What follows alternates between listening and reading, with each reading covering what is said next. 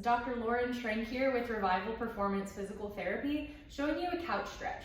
So this is really good for stretching your hip flexors, specifically the rectus femoris muscle.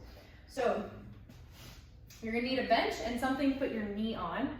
So the side you're stretching, that's the knee that's gonna go down onto the cushion. Opposite, and that foot's gonna go right up here onto the bench.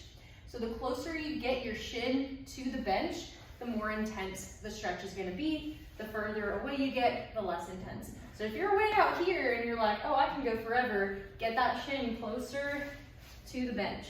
Okay, so it's as vertical as possible. So you should already feel a bit of a stretch coming in here. This leg's gonna be out, and then you're just going to squeeze your butt muscle and drive your hip forward.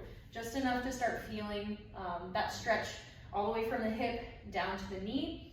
If you need a little extra, you can bring your hand right behind your head, do a little tilt away, okay? Biggest things with this one, you wanna stay nice and tall, you don't wanna lean forward.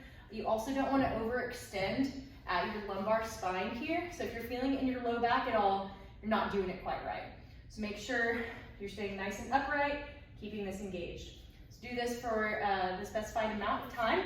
If you do have access to a power band here, you can make this a little more interesting and get a hip mobilization by putting this right around your hip.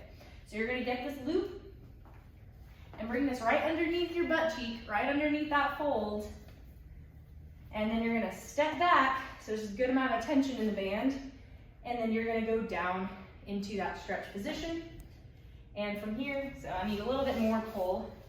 You know when you got that right amount of pull, when you can actively feel it trying to pull you forward.